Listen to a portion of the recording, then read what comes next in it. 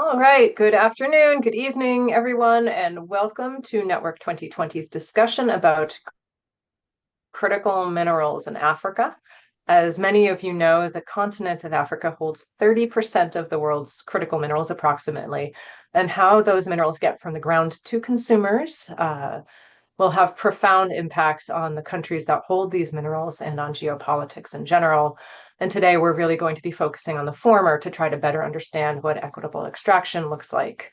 I am very eager to get to the conversation, but just first a few words about Network 2020. So we are a New York City-based nonprofit, and we really strive to bring in nuanced, incisive conversations about global affairs to rising and established leaders, both virtually as well as in person in New York. And so I encourage everyone to follow us on LinkedIn and Facebook and Twitter and Instagram, subscribe to our YouTube channel. We also have a podcast called Global Insights, and that gives you access to our library of on-the-record discussions.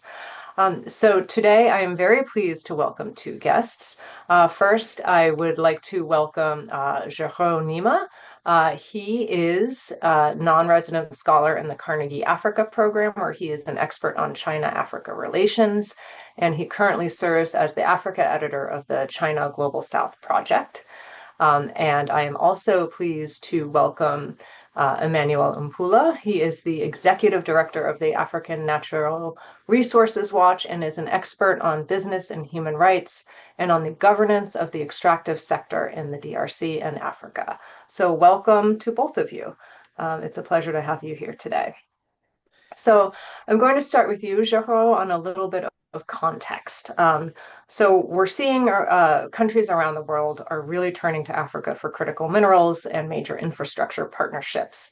So if you could just set the scene for us, which countries are currently central to this supply chain, and which global actors are really most actively helping to shape the scale and direction of investment flowing into Africa's green mineral supply chains? Thank you, Courtney, for having us in this conversation and for your answer, for your question. I cannot start answering this question without mentioning the DRC, of course, given the news cycle that's taking place against the backdrop of the US DRC partnership agreement that was signed last week. So the DRC is one of these countries where you do have a concentration of those minerals, especially when you talk about copper and cobalt being one of the two of the main minerals that are in the conversation of critical minerals. But the DRC is not alone in that conversation. You have countries like Mali, producers of gold, but also lithium. You have country like Guinea, where you have iron ore, bauxite, which is now in very important minerals. You also have country like South Africa, home for a large portion of the world's largest reserve of PGMs metal in the world. You have country like Zimbabwe with lithium. You have Namibia with nickel, with lithium as well. You have Tanzania to a certain extent with rare earth minerals. So you have a good amount of African countries that are now part of the conversation of critical minerals on the continent. But of course, not all of them are world producers, because in that space, given the rush and the interest because of the geopolitical tension around critical minerals, every country that has just a bit of share of any kind of those minerals would like to present itself as, well, a very important country. But the reality is, when you look into in terms of like world shares production, not a lot of them are really world producers. So in that space of world producer, we're gonna name country like Guinea with bauxite and iron ore, DRC with copper and cobalt, South Africa with PGMs, Zimbabwe with lithium. We can, to a certain extent, as I say, mention Tanzania with rare earth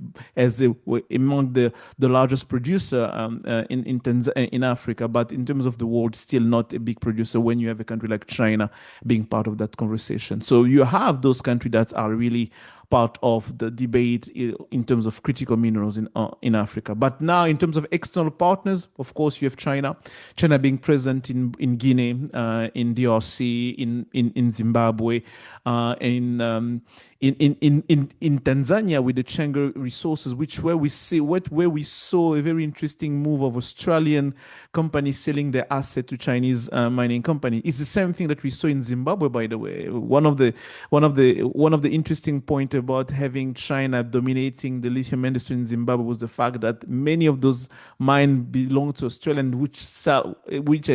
where they sold the mining rights to Chinese. That was really a very interesting move to see and to observe over the years. So yes, China is the main stakeholders in many of those countries, but China is not alone. When you go to Zambia, you have Canadian company, you have other cobalt also in an American company trying to take root in that space in Zambia as well. So you also have Glencore, a Swiss company in the DRC, which also very present. You have ERG from Kazakhstan, some important mines of cobalt and copper in the DRC. So the landscape is quite varied. It's very various landscape, but China overall would be the main stakeholders in that space on the continent. And how, just as a quick follow-up, how is China's involvement shaping the way that the extractive industry is working, or are you just seeing differences based on the type of minerals that are being mined? Does it vary from country to country in terms of the approaches that you're seeing? Of course, we have some commonalities, some common trends that we see across Chinese mining project on the continent. One of the common point that we see, which is quite sad, is the point of pollution and ESG standard violation that we see in DRC. We saw that in Namibia, we saw that in Zimbabwe, we saw them in Zambia recently as well. We have all those kind of complaints being part of Chinese investment in that space on the continent. But the element that I'd like also to point out is the fact that we have to take into account the fact that they are operating in jurisdiction which have a very bad reputation in terms of governance, in terms of law regulation, which also really kind of creates a compounding context that would explain why certain mining company would be behaving that way. But when it comes to scandal of mining and then pollution, Chinese companies are not the only ones, because historically also had some Western company being responsible of that. But in terms of trend, that could be the main trend. But we also have large investment, large producing, and one of the element that we also see is the connection between mining investment, infrastructure related investment, or to those mining projects, and the nexus between mining projects and electrification project in certain countries that we also see taking place in various countries. Great. Thank you for that. Emmanuel, turning to you, as global demand for green minerals accelerates, what questions are you particularly concerned about when it comes to the critical mineral supply chain? What would you like to see happen, and what kinds of impacts are communities seeing today? Yeah, thank you, Courtney, for having us on this conversation. And I will just to start by adding a bit of context so people can understand why today Chinese companies are dominating in Africa, where there is those critical minerals. But also, if you try to see the influence of China, where China is, where you can find many Chinese companies. I mean, it's a small portion if you compare to other countries investing in Africa. So we don't talk about that, but people are more focused on just China. And if you try to see, you can count those countries which own those critical minerals. So you can count them and say how many countries where China has really a huge influence. And that one too. So how Chinese came to control this critical sector. I mean, I can give the case of DRC, where from 2002 to 2007, I can say all mining were owned by Western companies. All of them. All of them. And how now we have Chinese companies, more of Chinese. They are controlling like 80% of production of copper and cobalt in Congo. That's the truth. But how? It's from that period, from 2007 to 2015, we saw that those Western companies, they sold their share to Chinese companies without any consultation from the Congolese government at that time. And if you see in the revised mining code, Congolese revised mining code, we added a provision where we are trying to say, if you have the share in DRC, before if you need to sell it, then you need to consult the Congolese government. That's the idea we added, because now the question is why we have more Chinese companies in Congo. And those Western companies, they got big money when they left. You know, you got something for free, and then you sell it to someone who can give you billions, and then you leave the country. But also, why they did that. One, it's because NGOs like AfriWatch, but other international NGOs, they were making noise, asking them to be more transparent, asking them to respect human rights. So they said, okay, we can't play with Chinese in the same space. But I never understand that argument, because they were not Chinese.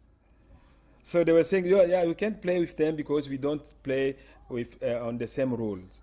They were not Chinese, so they sold them their shares. So, and now we have Chinese. They are controlling a big portion. I can say big because I said 80%. So it's huge. It gives them a lot of power. But also at the same time, it's because the people, they knew that at the end of the day, those minerals, they will not be just used in China. They are just going to transit from China, and then China will send them, of course, to Europe, to the US. And then we will keep blaming China. I think that was the idea for me as an African. So we need to leave, because, you know, when you look at the value chain of those critical minerals, where people are making big money, it's not at the mine level. It's not at the mine level. So that job, we can leave it for China, and then we can just control where we are making billions and billions. That's the truth. So now, it happened that, and that time there was not conflict between China and the US. So now there is a conflict, open conflicts. So US is trying to challenge China and trying to get back and try to see how they can secure minerals from Africa, and especially from DRC. I think that's why the debate is coming on the table. And Gerard was talking about the deal between China, the deal between DRC and the US. You have Qatar has signed another deal with DRC, 21 billion. So people are coming, try to see how they can get their portion. In terms of production, now DRC is producing like around 3 million tons of copper, more than 200,000 tons of cobalt, and you have tins and casterites. So you have those minerals, and soon they start producing lithium in Manono, and we have a huge deposit to compare to other countries. Today, we talk about Zimbabwe because they are producing, but now in coming days, maybe in 1 year, DRC will start producing lithium. Now they produce zinc. So you see, so you have those minerals. So, and even in the lithium, if you see, there were an Australian companies which sold shares to Chinese companies. So you have that that situation where people are just selling and then they are blaming others. So what, in terms of problems, yes, we have a lot of problems in terms of what the impact. So if you try to see in terms of production, that huge production comes with a lot of problems. You have problems of pollution, for instance. So it's a huge problem how you control that pollution. 2, you have the question of community displacements. So you need to remove population so you can mine from where, because if you find a big reserve of mining, then you need to push. And then there is a problem of how you compensate those communities. And you have also the other problems in terms of sometimes you need to bribe to get those licenses. And even up to now, you can see how US is dealing. There's not any, we don't know how those contracts, because you have the contract which says they should, the first rights should be given to the US companies. So it means you don't need to compete, or you don't need to do tender so people can compete. So you need just to give for the US companies. So that's another problem of transparency, of corruption sometimes, but also the question of power. It's question of power. So what US is trying to use now, it's question of power. And but also there is so I can stop there. I think this mineral should be, I never agree with people who are saying that to have a minerals it's a case. No, it's a false theory. It's not a case. It's question of management. It's question of transparency, but it's question of sharing profits. We talk more about problems, but we don't talk about how we share profits. That's the question. And I was saying, when you look at value chain addition, you will see that you are not making a lot of money where you are at the mine level. So we need to discuss with big companies in the US, in Europe, and elsewhere, how can we share profit? And to end, the question of energy transition, because that's the topic we are talking. If you go to Kolwezi, you can't see an electronic vehicle. If you go to Kolwezi, so how can we talk about energy transition where people who own those minerals, they can't even afford a car? This is a problem for us as a Congolese. So can we discuss about that? That's so. Yes, I can stop from there and then, yeah. Thank you. And I asked a lot of questions in one. And so what I hope to do, I'm going to turn to Jorge now, but what I'd like to do is come back and talk about the value chain in a little bit and get a better sense of, what you would like to see in terms of changes with that.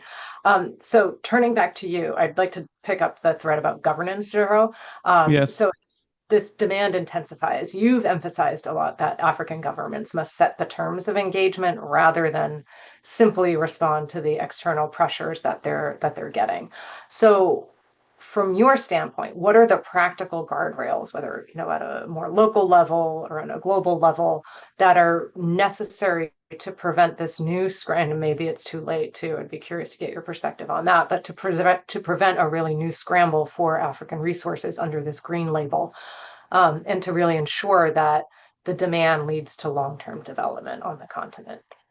The basic guardrail to avoid that scramble to take place is just to have, first of all, political stability and basic good governance in many of those countries. The issue that we do have in those countries, the fact that I'm gonna take a country example of two countries, Zimbabwe and the DRC. Those countries are rich, and even Guinea as well. Those countries are rich in natural resources, as we've mentioned. But when you do have political instability, and that leads to regime insecurity and regime change that can happen anytime soon, you see a regime in place considering natural resources and critical minerals in this, for instance, in this case, as bargaining tool, bargaining chip for their own regime security, ready to sign any forms of kind of deal that's going to allow them to garner political support, external political support, and internal political support. I'm mentioning that because we have to pay attention between the decision we take on the policy that we put in place for the country and the policy that we took in that are driven by regime security and regime survival mode from those countries. And many of those countries, because they do not have good political system and they do not have political stability, the policy they put in place when it comes to the mining industry are most of the time driven by how those policy will serve the regime that are in power, and which is for me is one of the big hindrance when it comes to talk about avoiding those scrambles. Earlier I've mentioned the case of the DRC US deal that signed. This is a perfect example of a scramble taking place because you have a regime in Kinshasa that's trying to survive against external rebellion pushed by Rwanda and all of that. So in this context, you cannot have good policy put in place in terms of long-term development, long-term industrialization, because the one who's designing those policy are thinking about how am I going to survive the next 5 to 10 years.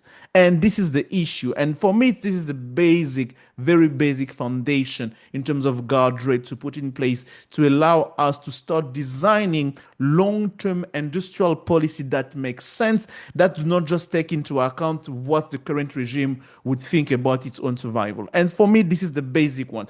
Without having those basic elements on the table, it's going to be hard to really have long-term conversation. Another example would be South Africa. South Africa has a different case. Because of South Africa has a different past and different case, much more stability, you can see the mining industry in South Africa thriving and being developed differently. Whether the president changing in South Africa, the mining industry keeps on moving forward. The policies that's put in place are still moving forward. But when you go to countries that I've mentioned before, the DRC, the Zimbabwe, you still have the sense like if the regime changes today, what would happen to all those policies that we've put in place, to all these agreements we've signed before? And this is, as I said earlier, I don't want to take long. This for me is the basic guardrail to avoid those kind of scramble to take place. Because without those guardrails in terms of good governance, in terms of political stability, government will never be able to think of what should be a good long-term policy beyond our own survival as government. But so how do you put those guardrails in place if it needs to be? It's almost like the government that doesn't have any real incentive, yes, to regulate itself. Why is it going to put up these guardrails? And so how do you get from that point where if you need good governance for the guardrails, how do you get to the point where that can be put in place? What needs to happen? That's a very tough question to answer. This is the space where you're gonna have my friend here, Neema Umpula from civil society, playing a role of really trying as much as possible to warn people of the policy that we need to put in place, to really be those voices, to carry the voices of people beyond government, beyond regime change, that what needs to be done on the ground. And of course, in the context of political instability, even civil society ability are limited. Even the ability to make real long-term change are limited. People would believe that maybe a regional approach that integrate different stakeholders to a long-term vision and to a regional long-term industrial policy can be a solution for that. But even when you think of that, you realize that internal political economy of each African country for each producers are playing are playing in the way that how they do approach, how they interact with those regional integration mechanisms. I'm going to give you an example. The DRC and Zambia a few years ago signed a bilateral agreement to develop, a regional value chain for EV batteries on the ground.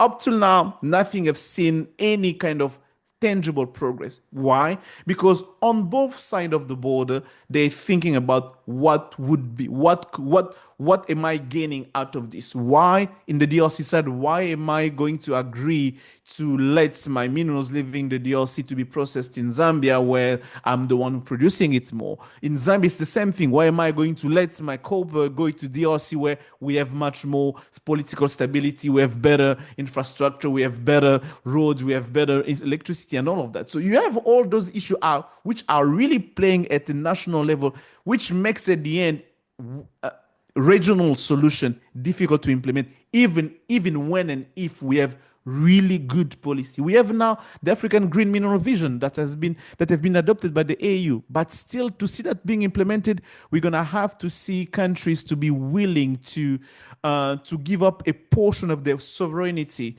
to a larger supranational entity to say, we're going to trust you to help us devise and design policy that's really going to help us to move forward. But so far, we haven't seen that because there's no really strong demand internally from each producing countries to give up on those advantages. Because, as I said earlier, natural resources are used as political asset for many regimes in terms of political survival. Thank you. Emmanuel, I'd love for you to comment on that. And then just for those of you listening, I will get to audience questions shortly. So if you have any questions, please put them in the Q&A box. So Emmanuel, on the governance issue and what Jorge just said about keeping, that these resources are, part of the political legitimacy of the governments, and tying that back to the supply chains and profits.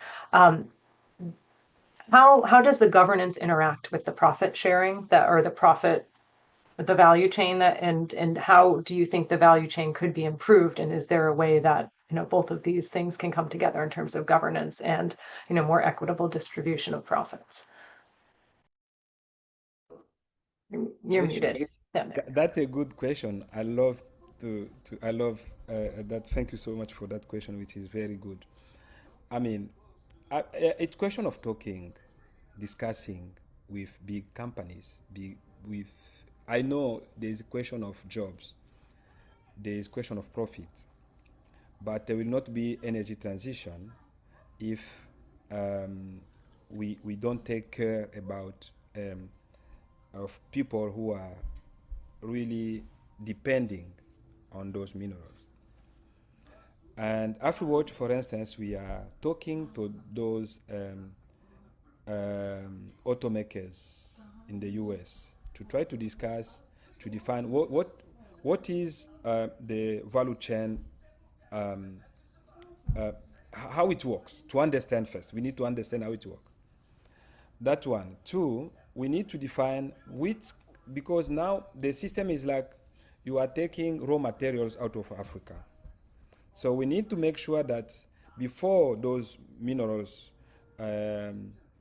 leave the continent, we need to add value to some point. So that question of discussion with those companies. I know the question sometimes they say there is instability, the question of energy. There's some reasons where people are saying it's not possible to do that here. In my mind, I can say it's possible. It's question of interest. Because now, what is the difference between taking minerals to China, transform them, and then taking them to Europe or to the US or to Canada? So there's not a difference. So I mean, we need, as I said, it's a question of discussing, and then we need to discuss with automakers, to discuss with other countries, like even China. I'm sure that if we move forward with that discussion, I can say Chinese companies will come. If Western, they are just taking time, in some point, Chinese can say, okay, instead of we need to taking all minerals out of the continent, then we can come and install our companies so we can refine. Then I'm sure that Western will be late. They will react. Yeah, so this is the good time to discuss with African, with Congolese, especially in the deal with between the DRC and the US. I think they should sit and discuss more openly with a clear plan, project, that one, but also the question of discussion on the continent level, how collaboration between Zambia, DRC can help, for instance, to build something which will be robust and which will help to add value at the continent level. But also we can see in many countries, Guinea, how Guinea, Madagascar, Congo, Zambia, and Zimbabwe can collaborate in a project. So yeah, that's for me the way I see we can add value. And by adding value in the continent, that will allow us first to improve skills, secondly to get more money from those minerals.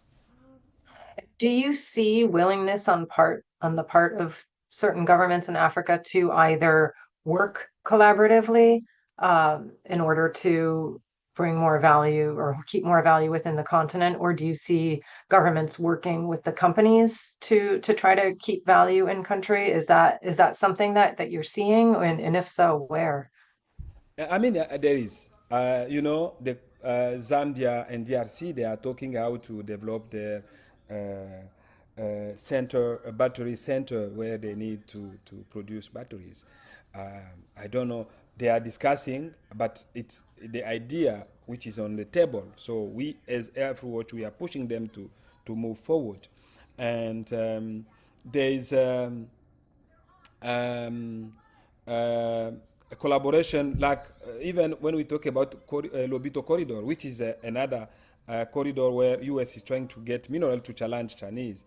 And then you can see Angola, DRC, they are trying to go along to see how they can collaborate.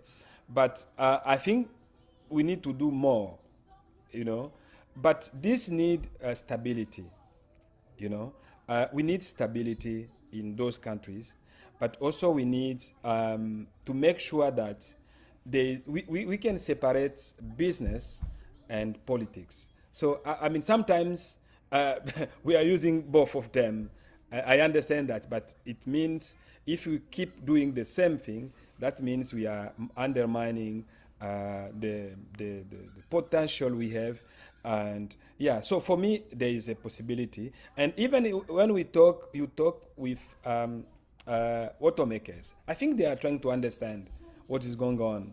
And so we need to convince them to make sure that they can come, they can invest, and they can be, they should get more security and for their investment. Yeah. Great, thank you. I have a couple more questions that I wanted to ask you, but what I'm going to do is turn to the Q&A box because there's a lot of great questions here. Yeah. And we'll try to get through as many of them as we can. So thank you for this very helpful scene setting. Gerard, starting with you. Is anyone talking about how regional blocs could play a role with negotiating with non-African entities for access to the entire range of minerals, like OPEC does for oil? Or is it wiser for countries to focus on their own exports individually? Oh, no, of course. There are debates. There are already debate and conversation on the ground. In the SADC region, there are countless and numerous conversation taking place at both governmental level, think tank level, civil society level, to think on how countries, regional blocs can pull resources together to create a force to negotiate with companies and with mining companies, especially when you have the same mining companies operating across different countries. So there's really an opportunity there where countries can really work together to say, how can we leverage our resources together? How can we pull our resources together to create a leverage that's going to incentivize companies to invest in our countries? Because one of the things that we don't always talk about is the fact that it's one thing to ask for value addition locally being made on the ground. It's another thing to create the economic condition that would incentivize any mining companies to operate and to invest in those local value addition. And one of the things that we don't always understand is that the fragmentation of the supply chain, the whole supply chain is high fragmented. The ones operating the mining industry at the upstream level are not the one always operating in the midstream, and they're not certainly the one operating in the downstream. So when you do ask, I want more investment in the mid and downstream, you won't be only talking about to mining companies. You're now going to have to incentivize stakeholders in the mid and downstream to follow you and to come to you on the ground and to invest. And to incentivize them, you have to create economic condition, economy of scale, because this is one of the things that we don't always understand is the fact that processing and refining all those critical minerals requires large economy of scale that individual country cannot meet. But when they pull the resources together, they can really create and make a very hard and good economic argument to motivate companies to invest in those in the region. Unfortunately, just to get back to one of the questions that you did ask, Emmanuel, unfortunately, we do not see much of a political, beyond the political rhetoric, we do not see concrete action to move towards to collaboration among countries to say, how do we make that happen? What kind of compromise are we willing to take on each individual country to be able to create a common strategy for us to move forward? Unfortunately, beyond the political rhetoric, we don't see concrete action really to take place on that space. But yes, conversations are taking place and ideas are floating out there. There are numerous of papers on those on those options, but unfortunately, we don't have much of a demand politically to implement them. Thank you.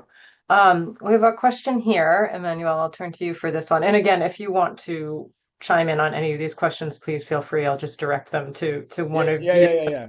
More than welcome to jump in if you'd like. So this questioner asks, how many of the Chinese projects that came with the Belt and Road, or how many Chinese people who came with the Belt and Road decided to stay in Africa, and have they then integrated into society? I can take that one. Yeah, please go ahead.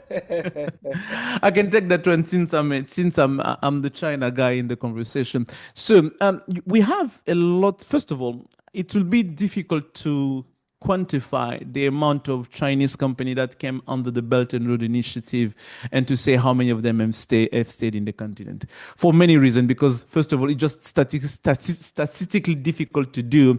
And second of all, the Belt and Road Initiative has become that word that now encompasses everything that was happening before the inception of the Belt and Road in 2013 and everything that happened after that. So when you take all of that, it just becomes difficult to say which one is Belt and Road, which one is not. Because today, for political purposes, both on China and African countries, everything is now Belt and Road Initiative kind of project. So, but when you remove that, yes, you do have a lot of Chinese company taking place on the continent. Chinese company building businesses based on the market and the continent. And when I hear name one of on top of my head, Transsion, a Chinese company that's producing that phone Techno that we see on the continent in Africa, the Chinese brand, but producing phones for African markets, shaped for African consumers, and all of that. We have Boomplay. We have so many Chinese companies that really now taking place on the continent, becoming part of the African market, building product based on the African market and African demand. But when you go to the mining in the industrial landscape, you have also a lot of those companies taking place. So I don't think it was really related to the mining industry per se, but it was much more related to Chinese presence on the continent. We do have a lot of those Chinese companies being present and staying on the continent. Thank you. Emmanuel, we have a question here. Are there African countries that have sovereign wealth funds that are investing in local mines and processing? No. No. I mean, it's a general question for all African countries where we are trying to push for that. Mm-hmm. And that was I was saying, this is the time for, especially for the US, for the US companies, this is the time. As I was saying also, if they don't do that, then Chinese will, because we are discussing, we are asking them to add value at the continent. In some point, maybe the message, they will understand the message. And so for us, it's as Africans, because we talk about energy transition, and then for us, we need to make sure that we can get profit, because otherwise we lose the energy transition. So yeah, so for me, I mean, we need to. I'm a civil society, so I'm not a politician. I'm not a Congolese authorities who is taking decision, who is sitting with others. But I mean, for me, I think there is a room for everyone to come and invest, and otherwise, the people or the companies who will take long will spend more time thinking without taking the time to come and invest. I think they will be late in some point. Yeah, the train will leave the train station. I would just like to add something on that in terms of well fund. Even though we don't really have well fund across the continent in countries, mining countries, where they're investing in those processing, but we have some initiative. For instance, in the DRC, we have what we call FOMIN, which was basically supposed to be serving as some sorts of well fund from the mining industry, which at the end basically does not work the way it's supposed to work. It's to be reinvested in the mining sector, really to have an impact, a long-term impact. But singular initiative like this, in terms of like how do we keep money from the mining industry, do exist, but do they go into investing into the processing and refining of those minerals? No, we don't have such initiative taking place in Africa. Yeah, I can add just some small point. And the other one, because we are talking about Western, but we need also to talk about African countries. I mean, it's a bad idea to think that the other should come to fund our development. I think that's wrong. They will come invest for their interest. So for me, at the same time, we are asking about adding value, but then we need to think as African, how can we invest for our own development? So as Gerald was saying, we don't see much action in that area where African countries, they are investing for themselves. Yeah, so I think there's a way to do that, but there's not much interest in terms of how we use the money coming from the mining to invest it so we can add value at the local level. I can take the case of, for instance, how we run state-owned companies. We should play that kind of role. I can take the case of Jekamin, which has many partnership with private companies. For me, this Jekamin should play a kind of role that investing in that way, use that money they are getting from their contract with other private companies and invest in that area. And we don't see that. And even for me, there is a lot of money coming. I can give a number like more than $600 million, which is Sikomine has really collected. But where Congolese government is putting this money, that's the question. Let's see, turning back to you, Gerard, are some African countries more progressive than others in terms of the specifications attached to mining licenses that are granted to companies, i.e. these local content requirements that may help to build regional value chains? So are there, no, how would you describe? Definitely. Today, when you go across the continent, Most of African countries, in terms of mining law, have very advanced mining laws and requirement in terms of local content, value addition. It's really written in almost every mining laws and regulation in almost African countries.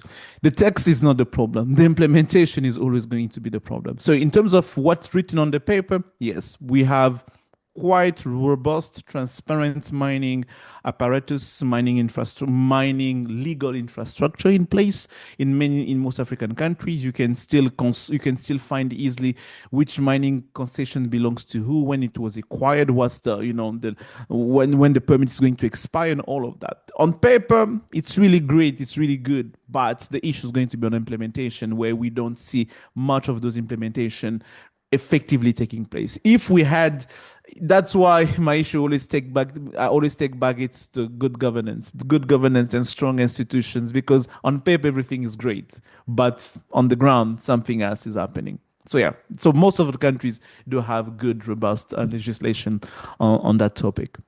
Yeah. Well, then I guess as follow-up to that, then are there countries, and I know you've mentioned South Africa is doing better in this regard, that can, potentially be a model for what good governance can look like, and the benefits of what good governance are? I mean, is that something that you're hearing in conversations? Yes, a country like South Africa could be a good example, especially in Southern Africa. It could be a good example because it has very robust and solid mining legal framework and mining environment, business environment. And you can even ask mining companies; they're gonna tell you all the good thing they can tell you about South Africa. And of course, it has also its own fair share of problems of corruptions that we're not going to deny, but they are not to the same extent that we're gonna see in a country like the DRC or in Zimbabwe or elsewhere, or you can have those kind of where political interference can really be a huge problem on how mining operations are run on the ground. But are other countries looking into South Africa as an example? I really don't see that much.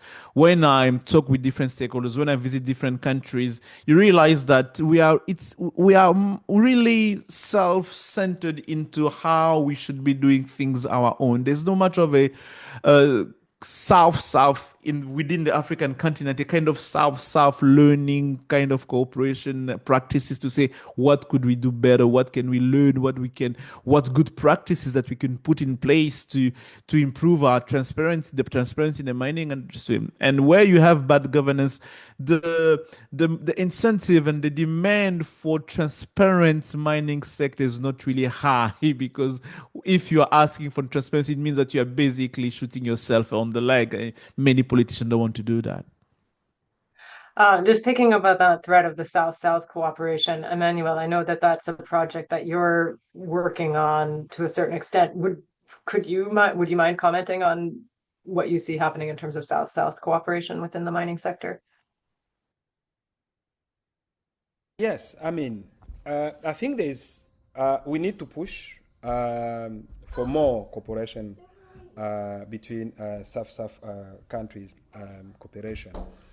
And, I can give the example. When we talk about Zambia mining, you know what? Many ore minerals are coming from Congo and they are refined in Zambia. If you are in you are between the border between Congo and DRC, more of the mining are coming from there, and they refine them in Zambia. And so, yeah, I think that I can give that an example. And then you have the example where Zambia and DRC, they are trying to work together and then see how they can produce.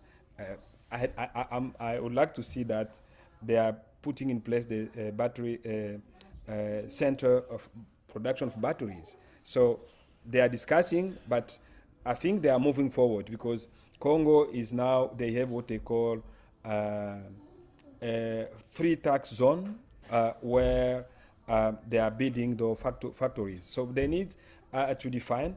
And on the Zambia side, I think things are moving now.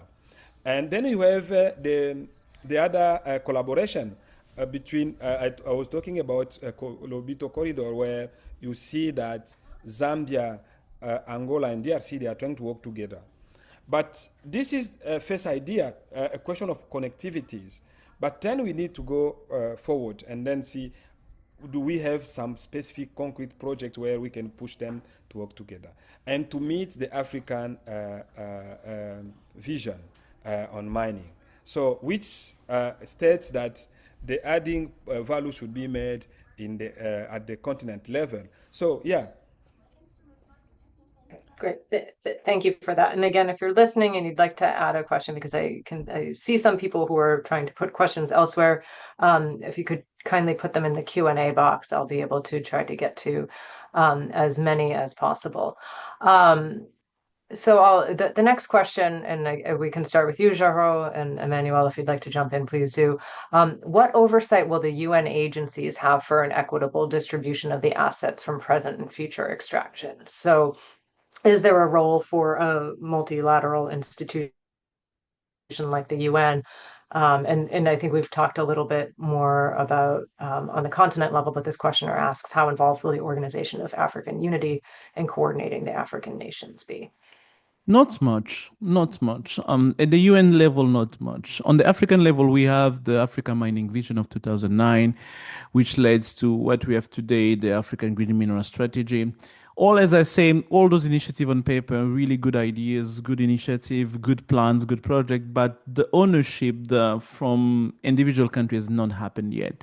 Since 2009, we have the Africa Mining Vision. I don't know any African country who has negotiated its mining deals with any partners having the AMV in mind, or calling upon the AU in terms of expertise on how we should be addressing those issues based on the Africa Mining Vision.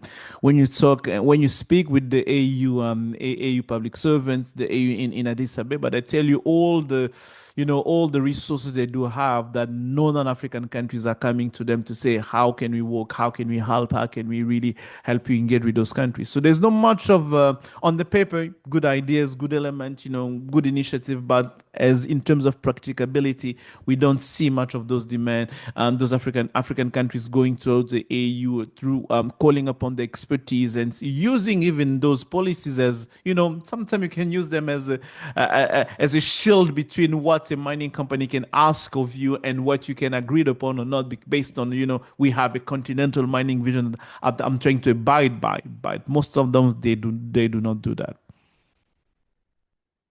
I have a couple questions here, Emmanuel. I'll start with you about education and training. And so, when it comes to, I think, across the value chain in terms of what you'd want to see, are there areas, I'm trying to meld these two questions into one, are there any training programs that you think should happen, or is the education capacity up to par in terms of training people for the positions for value add?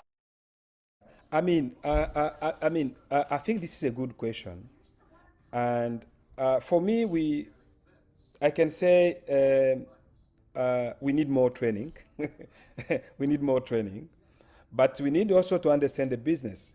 We need to understand their needs, so we can train people according to that need. So I think that's the first step we need to do. And there is a report by African Coalition on Green Minerals, which is one of the organizations I work for, where we try to identify those needs for African continent. And one of them is the training. We need more skilled people. And for that, we need to understand the business, as I was saying, but also we need to identify the needs. Yes, so we need that. But also the question of funding, it's a very important question, because even if you need to training, you can't just rely on others to train your own people. So we need to have internal fund, how we can, to have a clear vision and to put the money so we can train people, and the other can come in to just to support, to help, instead of saying they need to do all what the government or African continent should do.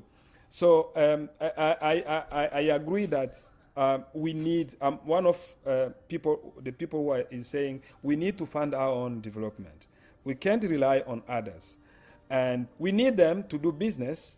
But then we need to make sure that the money which is coming from mining, we are investing it in a way where this meets our vision, where we need to go. Which I think takes us back to some of the key questions we've been talking about. So just to wrap it up, I'm going to give a question to each of you, and I'll start with you, Geoffroy, because it seems like for you, the main issue is governance. And so the question I'd like to ask each of you is sort of like, what is the one thing that you would want to see happen, pretty specifically, because I know governance is really, I think, a big issue, but whether it's in the DRC, whether it's in any particular country, to kind of help move this forward and indicate that you're headed in the right direction. And then Emmanuel, I'm interested in the same question for you, but for the value chain. Oof, that's a very tough question. But one of the things specifically I would like to see, one of the change I would like to see in terms of mining rights and legislation in Africa is going to be to remove the first come first serve system in the mining right, because in the case of the DRC, the mining permits are given to the first come first right, first come and first serve. You come for it, it's available, you come and they give it to you. I think we should be moving toward a bidding tender system where mining companies are coming and they're proposing the best mining proposal, the best ideas, the best mining project that are going to meet the local demand, the whole plan that we've put in place. And then from there, we can choose which one is better. And in that regard, you doing that, all parties involved will know their obligation and expectation, because you made your case based on a certain premise, a certain set of premises and condition, fiscal condition, governance condition, all of that.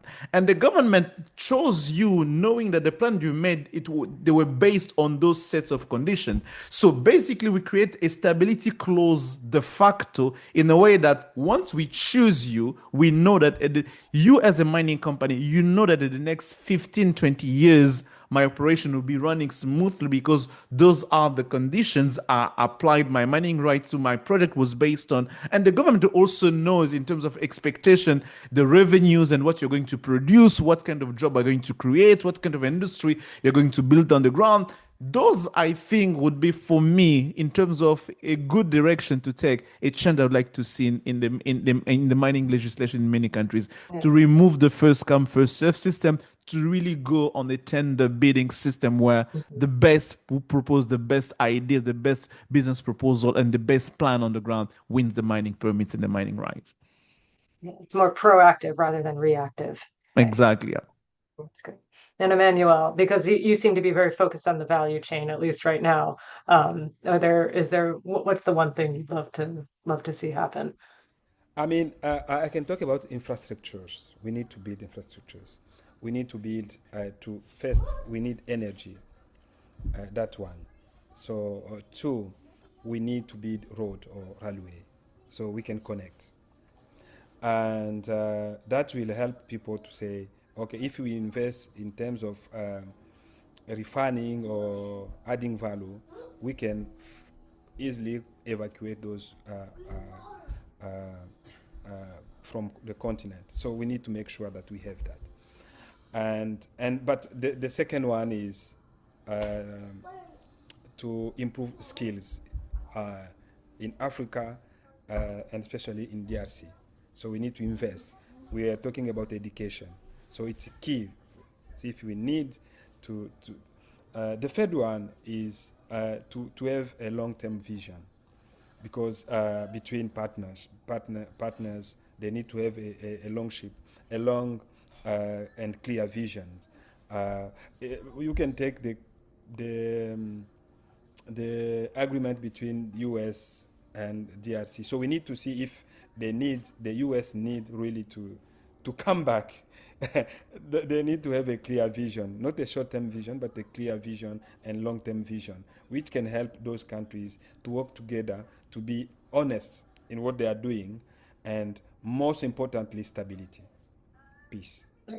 Well, thank you both. This has been a fascinating discussion. I hope someone who is can make these decisions is listening so that they can implement your excellent ideas. So thank you both for joining Network 2020 today. Thank you everyone who is listening and asked all those excellent questions. Just a couple of housekeeping items. Our next event is for members only. It's virtual, so if you want, you can join as a virtual member, and we'll be talking about Venezuela and the US, and that's next Tuesday evening, 6 p.m. Eastern Time. And we'll be taking a little break for the holidays, but it is giving season. We are a nonprofit, and we try to keep these conversations free and open to everyone around the world. So if you're listening and you liked what you heard, we encourage you to donate. Nothing is too small, nor is anything too large. So thank you all for joining us, and especially thank you, Jero and Emmanuel, for your excellent insights today.